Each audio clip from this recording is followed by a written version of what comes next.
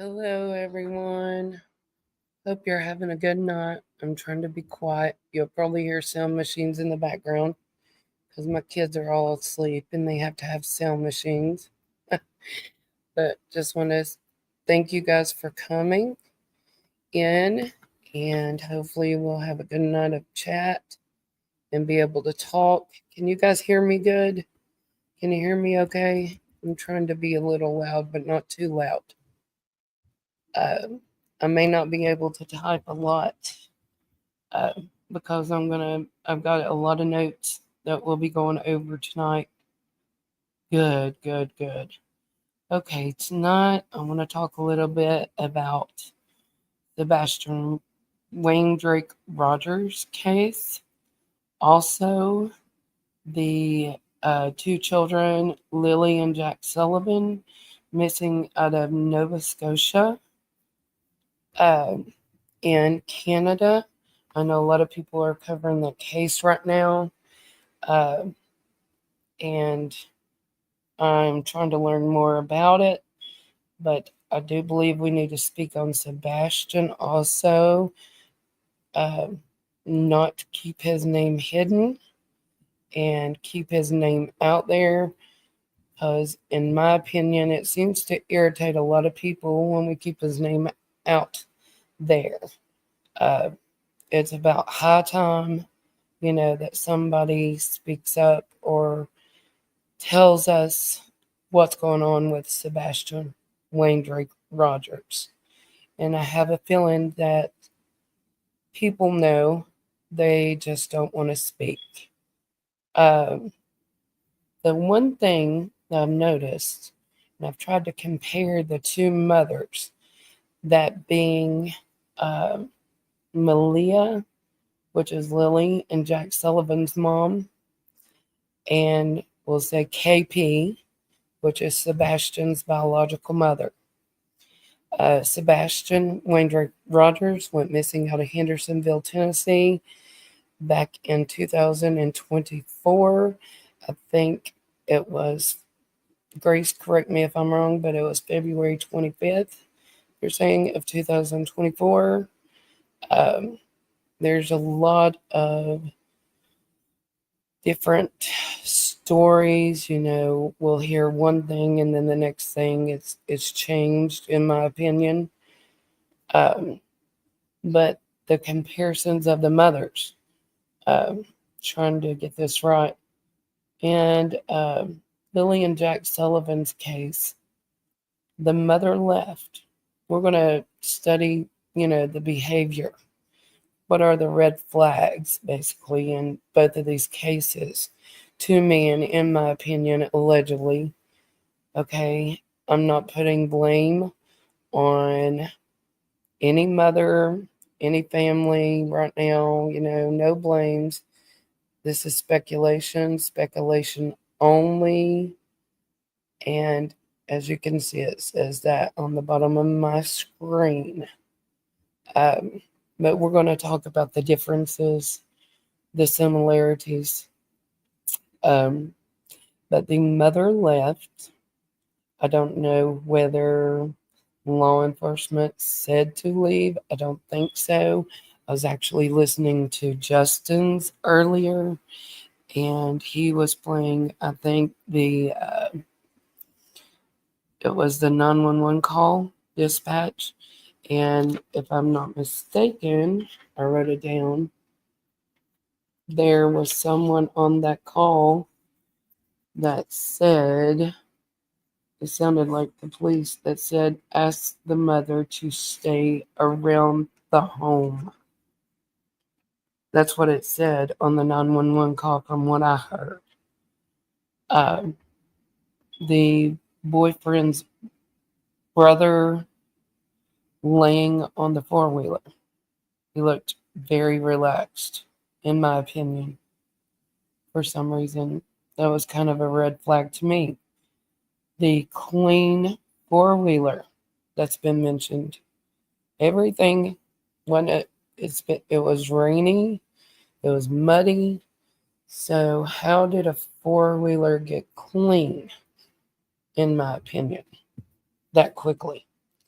if they had been on it searching and going down the road. Okay, the mother is now not speaking and not advocating for her children publicly. What does that tell you guys? Just give me your opinion. If you don't mind, when you come in, to hit that like button too, so that I can keep my algorithm. Thank you. No emotion. Does that sound familiar? The no emotion part between Malia, the mother of Lily, and Jack Sullivan. Um, the well, the boyfriend, stepdad, whatever we want to call him, um, doesn't seem to have a whole lot of emotion to me. Yes, H. Davis, I pray there will be answers for all these missing kid cases. Just makes me so depressed, so sad for them. Yes, Grace. The timeline doesn't add up. You notice that? Between Sebastian's case and Lily and Jack Sullivan, the timelines are all over the place. The stories don't match half the time. They're going everywhere. And in my opinion, that's a red flag. This is all opinion, okay? We are not a jury. We are not a judge. We are not a courtroom. We are here to speculate and give our opinions. The narrative that they give that the children were abducted, okay? The distancing herself from the boyfriend,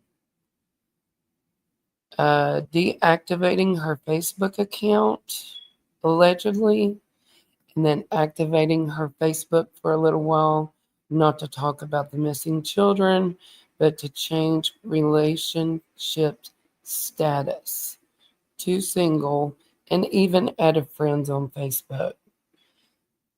Yes, H. Davis, I wonder too. It's all my theories, but it makes you wonder if you sit and just think about these things. Let's see. And I heard allegedly there, and I don't know because I haven't heard any law enforcement say it yet, but I heard with the Lily and Jack Sullivan case that there was rugs, RUGS, found on the property, in the home, and in the vehicle. Saw pictures of a big pen outside. I've heard speculation that that was a chicken pen or something to that effect. But also, there was a picture of a tree fort, and it had a half drinking water bottle, a thing of like, what are those things? Zip ties, screwdriver. The parents evidently, allegedly said that the kids play and hang out in that area.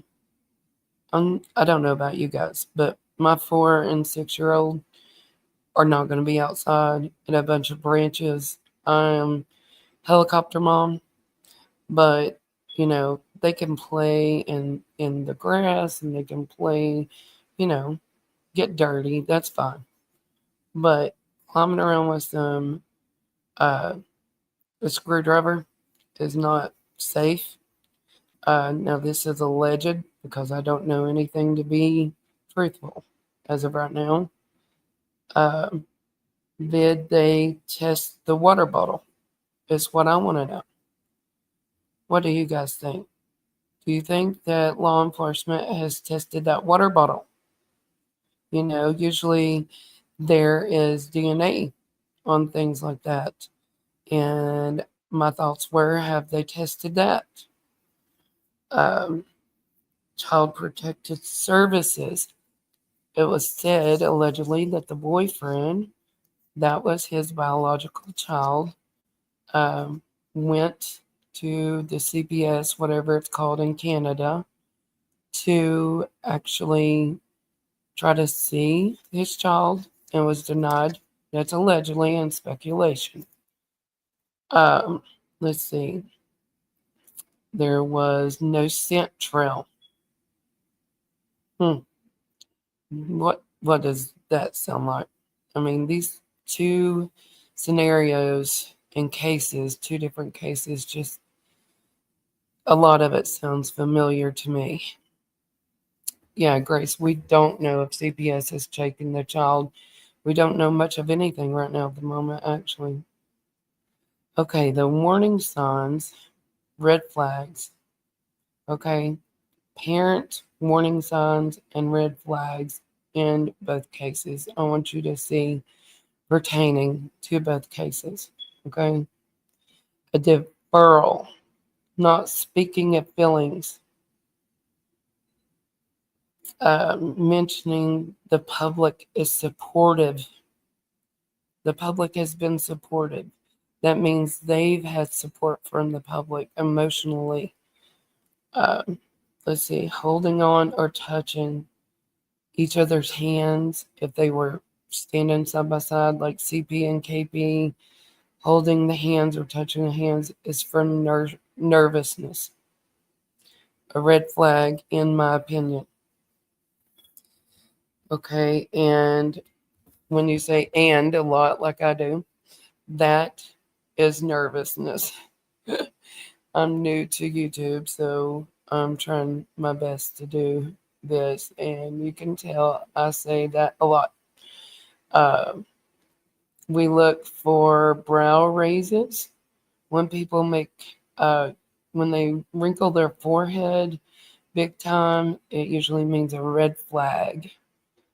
Blinks, uh, the mood swings of the parents. Parents want truth and justice. Okay? You're going to look into that screen, in my opinion. You're going to say, such and such, I want you home. I miss you. I love you. You're going to call out for them. Okay? That is in my opinion. When they say kids walked out or walked away, parents saying this is an automatic red flag. Okay? I've done some studies on this. I'm not blaming anything on anyone. It's all speculation, but we're going to talk about this. Pushing narratives to clear their own names. Well, I think they've been abducted. That's a example of that. If parents have to be prompted, like the person that is interviewing them is prompting them to say something about their child or explain something about their child, that's another red flag. Talking like they know them in past tense, being uncooperative and going around the question. Okay, in the Nova Scotia case, I looked this up earlier, and Google's not 100% accurate all the time, okay? But tell me, it says when police scale back on a search for a missing child, what does this mean? It means they are reducing the intensity of their efforts to find the child or children. This can happen for various reasons, including lack of new leads, evidence suggesting the child is no longer alive, which we hope that's not the case. This is just speculation and what I've said, or a determination that the case is a runaway or not a serious abduction or endangerment. Okay, let's see. Another red flag. We'll go back to red flags. Lip holding. When you hold your lip or back your lip, something is going on. Okay, because they're trying. Whoever's speaking and they bite their lip is trying to not say the whole meaning of what they're thinking. Okay? When you don't mention name of the missing person. That is a red flag. In my opinion, we see that in a lot of the interviews that CP and KP do with Sebastian's case. The rocking back and forth, that's a nervousness, the handoff between KP and CP when they are sitting there talking to, the interviewer, and one says something and then say KP looks over at CP. That's a handoff. Okay. Um, let's see. 8 days, wasn't it 8 days that CP and KP waited to uh, to be interviewed? The first time they spoke out after Sebastian's missing. That gives time, in my opinion, for stories to be rehearsed. Okay, allegedly. I'm not blaming anyone. Talking about hope. So they have more info, in my opinion. Okay, when they talk about hope, they have more info in their minds, okay, of what happened or may have happened. Okay, uh, little info on what happened at home the night he went missing had to be prompted. There it is again. These are just a list of things that are red flags when a child's missing to look for, okay? Allegedly, in my opinion.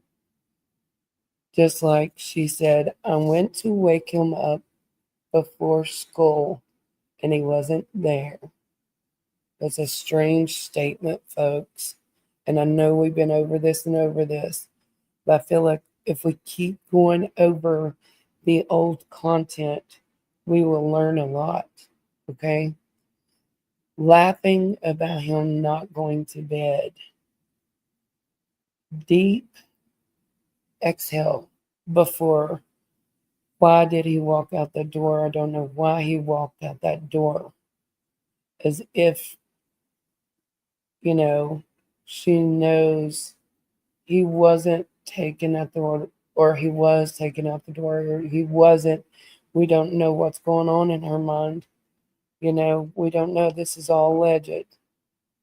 On KP's face, if you watch his actions, the grimace and the strong swallows, the negative emotion, he speaks up, moves his hands, doesn't want KP to talk much.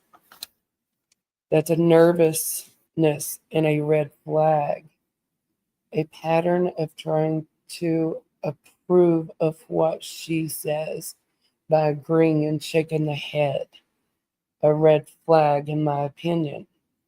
Endorsing what she says, what KP says. We called 911, showed up within minutes, and here we go. Isn't that what he said? Does that mean that CP was at home? He says he was at work, allegedly. But have we seen receipts of that? Okay? He's too relaxed. He's very cold toward KP, in my opinion.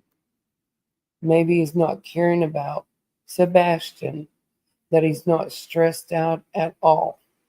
In my opinion, that's what it looks like to me. I'm sorry, but I just cannot, for the life of me, think,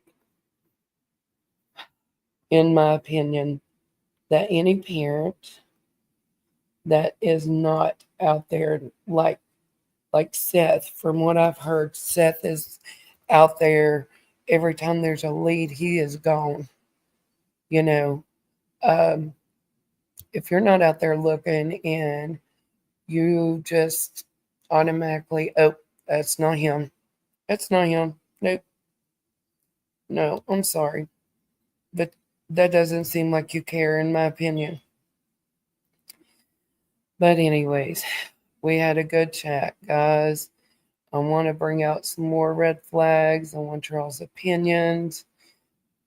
Let's keep Sebastian Wayne Drake Rogers' name out there, okay? Seems to ruffle feathers, but maybe the feathers need ruffled, in my opinion, okay? We need to not concentrate on the drama that's surrounding it either. Uh, we need to press forward for this now 16-year-old boy. It breaks my heart. I have kids of my own, and I couldn't imagine, cannot imagine, would not want to imagine, even not knowing where my child was.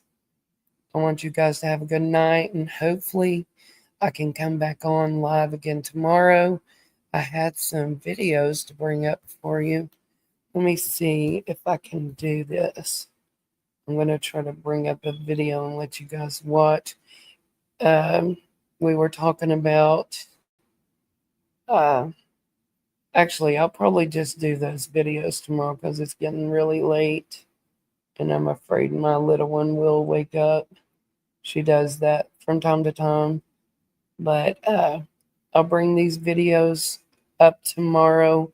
We're going to go over, um, I just don't understand what we're actually waiting on with Sebastian's case. And, I'm just a stranger.